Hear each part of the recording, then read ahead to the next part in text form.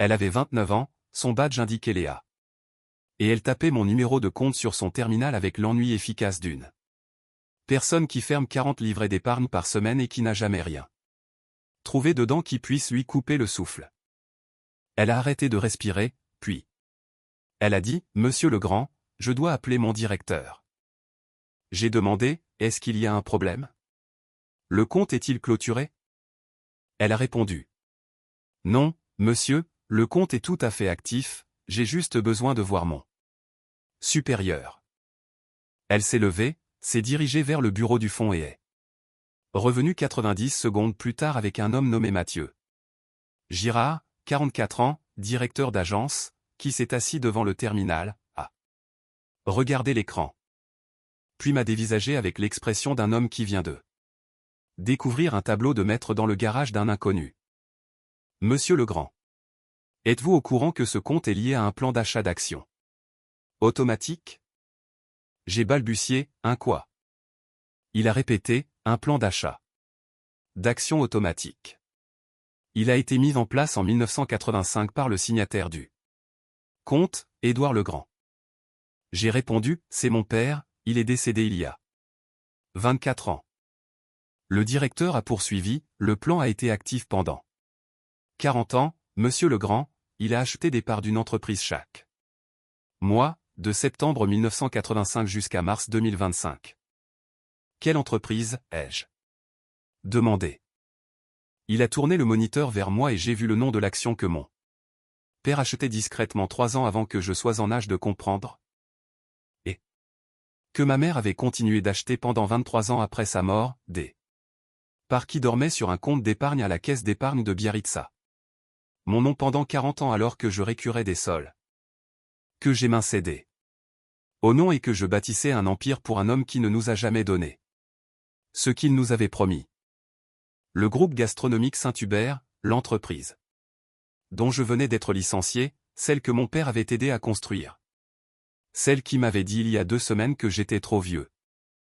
Je regardais 300 000 actions de la société qui m'avaient jeté comme un déchet, et ces parts valaient 12,8 millions d'euros, et l'homme qui les avait achetées était mon défunt père. La raison pour laquelle il les avait achetées était inscrite dans 40 ans de transactions mensuelles de 25 € qui hurlaient plus fort que n'importe quel mot, s'il ne me donne pas ce que j'ai mérité, je l'achèterai moi-même. Mais avant de vous raconter ce que j'ai fait de ces 300 000 actions et de la rancœur d'un mort, je dois vous parler de l'homme qui a commencé ces achats, de l'homme qui m'a viré et des 20 années entre les deux que j'ai passé au second plan des photographies pendant que quelqu'un d'autre tenait les ciseaux. Je m'appelle Alain Legrand, j'avais 55 ans le 17 mars 2026 quand je suis entré dans cette agence bancaire pour fermer un vieux compte d'enfance et que j'en suis ressorti comme l'un des plus gros actionnaires individuels du groupe de restauration qui m'avait mis à la porte 2 semaines plus tôt. Mon père était Édouard Legrand, il était le chef de cuisine originel du Relais de la Côte, un restaurant de fruits de mer gastronomique à Saint-Jean-de-Luz qui a ouvert en 1982. Édouard ne se contentait pas de cuisiner, Édouard était l'âme du relais. Le menu pour lequel les gens faisaient la queue, les recettes dont parlaient les critiques gastronomiques, la soupe de roche que le guide Michelin qualifiait de meilleure raison de visiter la côte basque, tout cela sortait des mains d'Édouard. J'ai grandi entre ses mains, pas métaphoriquement, mais littéralement. Mes souvenirs les plus lointains sont ceux où je me tenais sur un cajot de lait à côté de mon père dans la cuisine de notre maison de Bayonne, à le regarder tester des recettes à 6 heures du matin. Avant son service. Il me tendait une cuillère, goûte ça, Alain, dis-moi ce qui manque. J'avais 6 ans, je ne savais pas ce qui manquait, mais je goûtais. Et je disais quelque chose comme, plus de sel, ou, c'est trop épais, ou, je n'aime pas. Et il hochait la tête, ce hochement sérieux d'un homme qui traitait l'opinion de son fils de 6 ans comme un retour professionnel, et il ajustait son plat.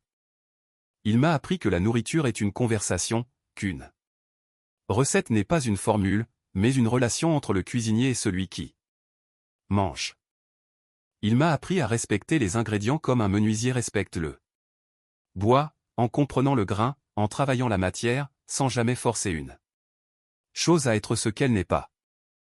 Il m'a appris que les cuisines sont les pièces les plus honnêtes de n'importe quel bâtiment parce que la nourriture ne ment pas. On peut mentir dans un conseil d'administration, on peut mentir dans une conférence de presse, mais on ne peut pas mentir dans un bol de soupe, la soupe dit toujours la vérité.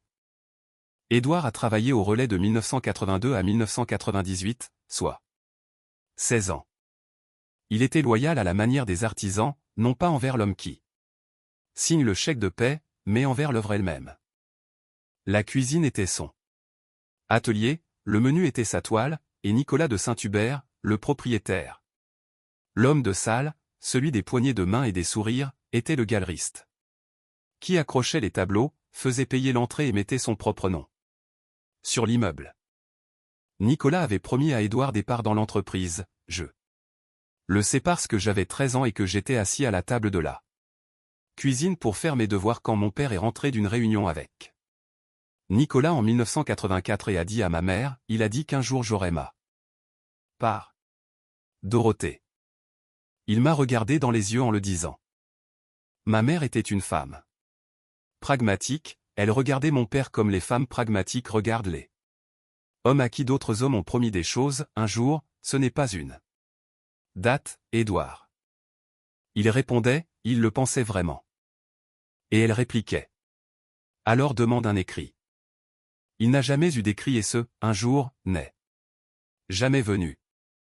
En 1998, quand Nicolas a commencé son expansion, transformant un restaurant en une chaîne, embauchant du personnel de direction, faisant appel à des consultants et des investisseurs. Il a remplacé Édouard par un jeune chef nommé Bastien qui avait le profil pour passer à la télévision et un pédigré de grande école hôtelière. La cuisine de Bastien n'était pas meilleure que celle d'Édouard, elle était juste plus photographiable, et en 1998, alors que les émissions culinaires commençaient à transformer les chefs en célébrités, l'esthétique valait plus que la perfection. Édouard a été poussé vers la sortie, 16 ans de service, aucune part, aucun capital, rien. Nicolas lui a serré la main sur le parking en disant « Merci pour tout, Édouard, tu as construit quelque chose de spécial ici. » Mon père est rentré chez lui, il s'est assis à cette même table où il testait ses recettes à l'aube depuis 16 ans. Et il a dit à ma mère, il m'a remercié d'avoir construit quelque chose de spécial. Puis il a marqué un silence. Dorothée l'a regardé et a prononcé la phrase qui, je crois, a tout changé, alors construit quelque chose qui t'appartient.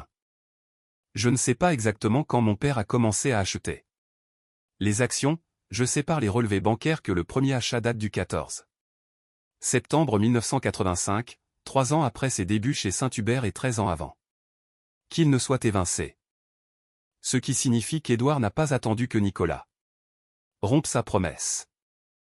Il a commencé à bâtir sa propre position avant même la trahison. Il l'avait vu venir, il savait avec l'intuition d'un homme qui comprend que un jour, d'un homme comme Nicolas de Saint-Hubert est un écran de fumée, pas une destination, et que les parts n'arriveraient jamais. Il est donc allé à la banque, a ouvert un compte au nom de son fils de 14 ans, y a déposé 500 € et a activé un plan d'achat d'actions automatique. 50 centimes l'action, 25 € par mois, groupe Saint-Hubert. Il ne m'en a jamais parlé, il n'en a parlé à personne sauf à ma mère. Le compte était à mon nom parce qu'Édouard était employé par Nicolas, et si son nom apparaissait sur le registre des actionnaires, Nicolas aurait pu le voir, mais le compte d'épargne d'un adolescent de 14 ans, personne ne vérifie ça. Mon père n'était pas un investisseur sophistiqué, c'était un chef qui gagnait modestement sa vie en 1985, mais il comprenait une chose sur le relais que Nicolas lui-même ne comprenait probablement pas à l'époque, la cuisine était extraordinaire.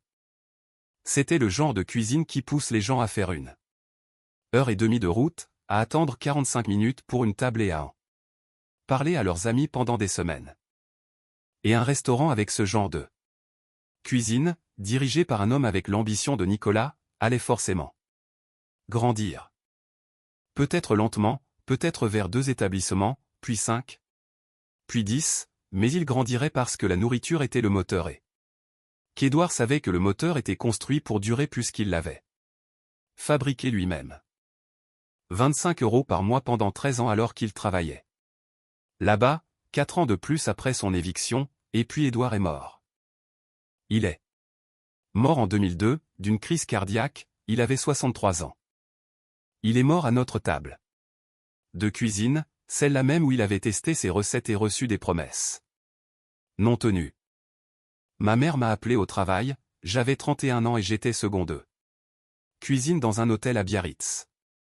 Je suis rentré en trombe, les pompiers étaient déjà là, mon père était au sol près de la table, la chaise était renversée, ses lunettes de lecture étaient posées à côté d'un exemplaire du journal Sud-Ouest, ouvert à la rubrique gastronomique.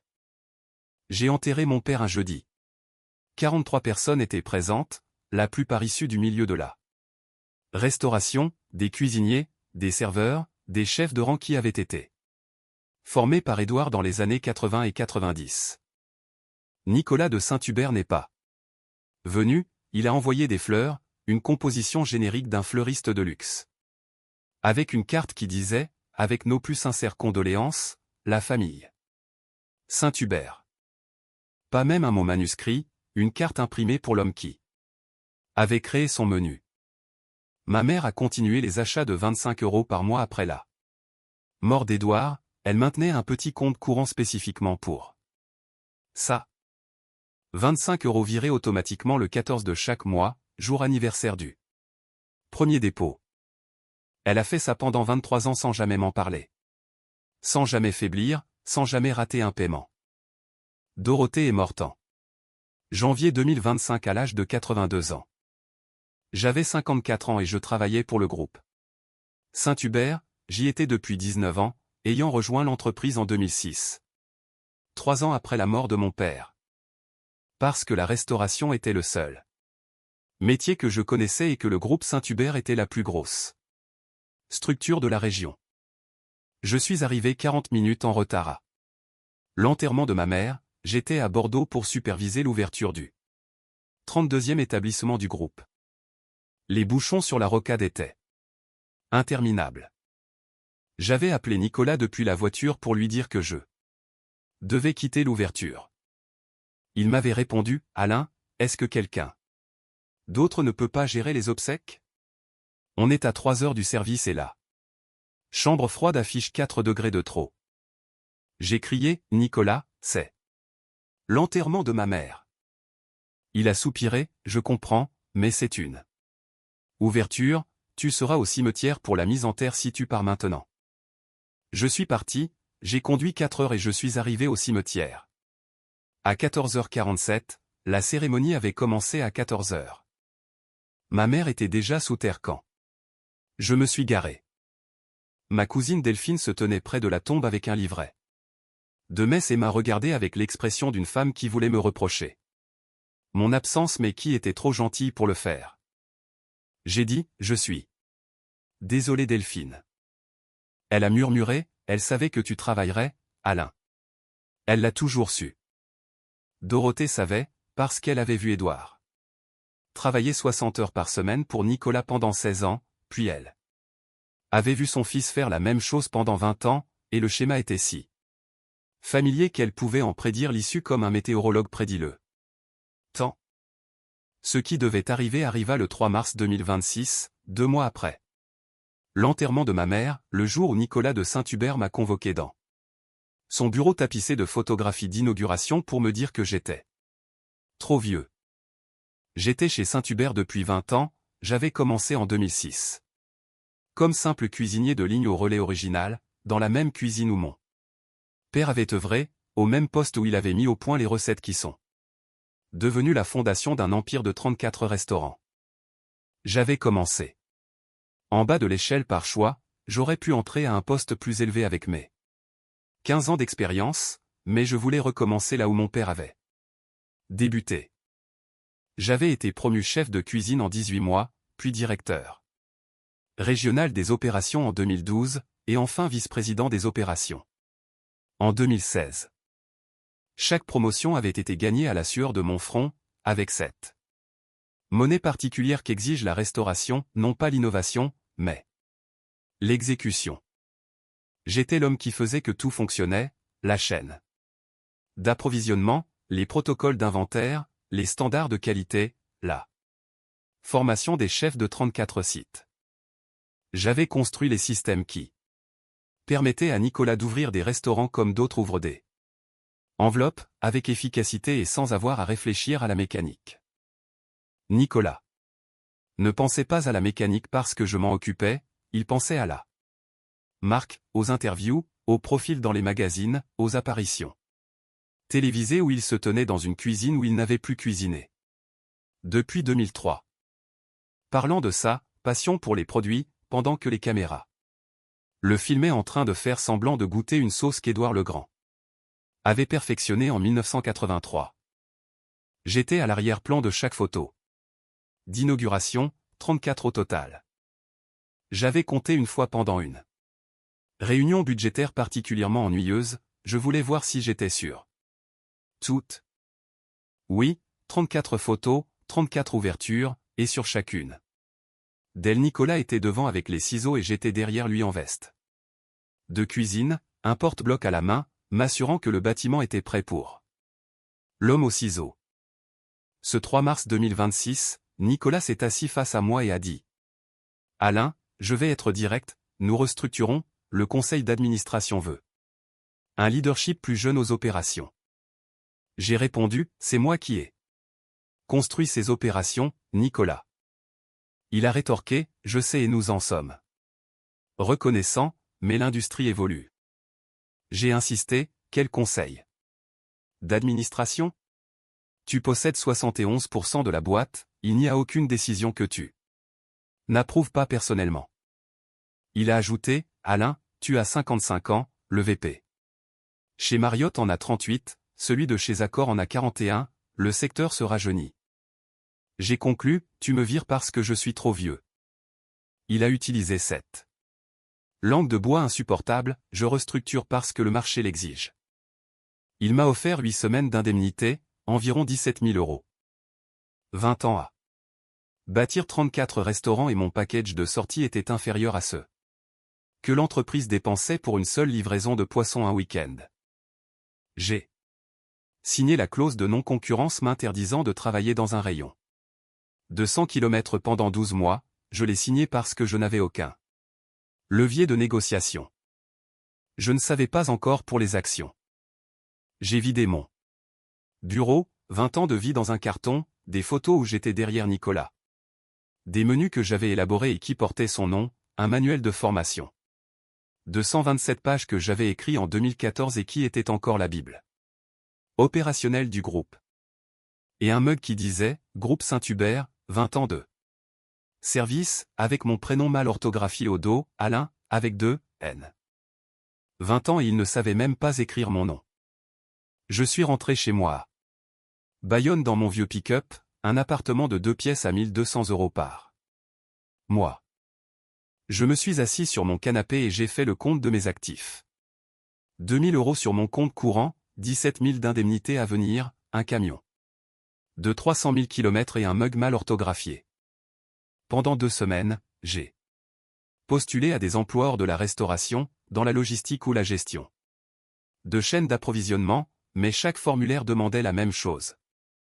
Votre dernier employeur est le motif du départ. Les réponses, groupe Saint-Hubert et restructuration, portaient ce sous-texte silencieux que les recruteurs lisent comme un chef lit une recette, il a été viré et à 55 ans, il est fini. C'est le 17 mars que, désespéré, j'ai fini par chercher de l'argent là où je n'avais pas regardé depuis 40 ans, c'est ainsi que je me suis retrouvé à la caisse d'épargne pour fermer ce compte dont on m'avait parlé une seule fois à 14 ans. Mon père avait dit en 1985, j'ai ouvert un livret. Pour toi, il y a 500 € dessus, n'y touche pas avant d'en avoir vraiment besoin. Et là, assis face au directeur d'agence dont les sourcils touchaient presque ses cheveux, j'apprenais que ces 500 € avaient travaillé dans l'ombre. Mathieu Girard m'a expliqué la mécanique, le dépôt initial avait permis d'acheter 1000 actions à 50 centimes, le plan d'achat automatique avait ajouté 50 actions par mois pendant 40 ans, soit 24 000 actions supplémentaires. 3 divisions du titre par la suite avaient multiplié le total par 12. 25 000 actions multipliées par 12 font 300 000 actions. Le prix actuel du titre étant de 42,75 €, le calcul était vertigineux. 12 825 000 €. Il a imprimé l'historique des transactions, 40 pages. Une pour chaque année, montrant 12 achats de 25 € chaque mois. J'ai tenu ces pages comme on tient une lettre d'un défunt, avec précaution, parce que ce papier était le dernier lien physique avec un homme qui ne pouvait plus parler. Et que ces transactions étaient la conversation la plus proche que j'aurais jamais avec lui. Chaque ligne était une déclaration répétée 480 fois, tu me dois ça, Nicolas, et puisque tu ne paies pas, je vais me servir. Je suis rentré chez moi avec ces relevés sur le siège passager de mon vieux camion, 12,8 millions € documentés sur 40 pages voyageant dans un véhicule qui tombait en ruine. Je suis resté assis dans mon pick-up pendant 45 minutes sans appeler personne, sans fêter ça, laissant le poids de l'information s'installer. Le lendemain, j'ai appelé une avocate spécialisée en droit des affaires à Bordeaux, maître Coralie Prévost. Je lui ai exposé la situation, elle a vérifié les documents et m'a regardé avec une intensité soudaine, avec 300 000 actions, vous détenez environ 4,2% du groupe Saint-Hubert.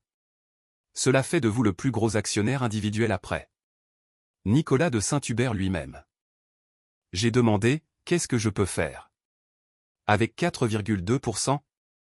Elle a souri, tout ce qui compte, voter, assister aux assemblées générales, proposer des résolutions, demander un siège au conseil d'administration et, si la gouvernance a été violée, ce qui semble être le cas. Avec votre licenciement, vous avez le pouvoir de les attaquer de l'intérieur. Nous avons passé 2 mois à nous préparer, examinant chaque faille du groupe. Nicolas gérait l'entreprise comme son fief personnel depuis 44 ans. Le conseil d'administration n'était composé que de lui, sa femme et son avocat. Nous avons préparé 3 propositions pour l'Assemblée générale annuelle du 15 mai 2026 au Palais des Congrès de Biarritz. Je m'y suis rendu avec mon vieux pick-up, garant celui-ci entre une Mercedes et une BMW dans le parking réservé aux actionnaires. Je portais un costume bleu marine taillé sur mesure par un vieux tailleur de Bayonne qui m'avait demandé l'occasion. J'avais répondu. Une assemblée d'actionnaires dans l'entreprise qui m'a viré. Il m'avait regardé et avait dit, c'est offert, un homme qui part à la guerre a besoin d'une armure qui lui va. Je me suis enregistré à l'accueil, la jeune femme a vérifié mon nom, Alain Legrand, 300 000 actions. Bienvenue, monsieur Legrand. 2 cadres du groupe que j'avais moi-même formé se sont retournés brusquement avec une expression de choc total. Je me suis assis au 3e rang, au centre, une place que je n'avais jamais occupée, moi qui étais toujours en cuisine ou dans l'ombre. Nicolas a pris la parole, parlant de croissance et de futur, utilisant le mot « je » 14 fois et le mot « équipe » seulement 2 fois. Il n'a pas mentionné Édouard Legrand, il n'a pas mentionné l'homme qui avait créé les recettes que ces restaurants servaient encore. Quand la séance des questions s'est ouverte, j'ai levé la main. J'ai vu la reconnaissance traverser son visage, puis la confusion en me voyant là, en costume, au rang des actionnaires. Oui, monsieur Legrand, a-t-il dit d'une voix tendue.